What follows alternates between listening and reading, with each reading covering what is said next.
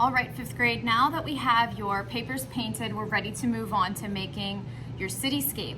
And so a cityscape is an image, an artwork, a photograph, a painting, a print of buildings, of a city, okay? And so you guys are going to be making a stamp, essentially, that is made out of foam of buildings, okay? So here's mine. And so once you're done with it, you're going to be adding ink to it. You'll be flipping it over and you'll be printing it on your paper, okay? And so to start with, we have to make this printing plate or big stamp, okay? It is going to be made out of foam. So this is what you're gonna start off with. You're gonna draw your buildings on one side of it, okay? So at the bottom, you're gonna draw your buildings, and then once we're done drawing your buildings and we need to press those into the foam, with a pencil.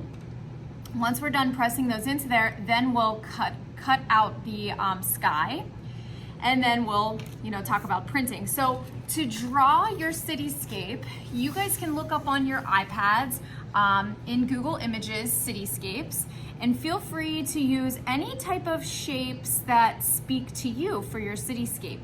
If I were you, when you're drawing your cityscape, you don't want to have all your buildings go totally to the top of the paper or the top of the piece of foam so that you're able to see some of your sky, okay?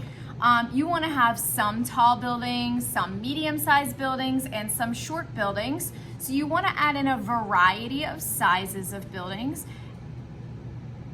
And then you might also add in a variety of shapes. So maybe, some skinny buildings, some wider buildings, and then same thing with the windows, okay? So think about all of those different things whenever you are drawing your cityscape on your piece of foam. And we're gonna start doing that now. So I'm gonna be just drawing it directly onto here, and I want my buildings to go right to the bottom of the piece of foam, and I'm gonna press them into the foam as I'm drawing them. So let's get started. All right, so to get started, you got to look up cityscapes and Google Images to help you see some different examples. You're also going to get a ruler, and you want the sides of your building to be parallel to the sides of the piece of foam.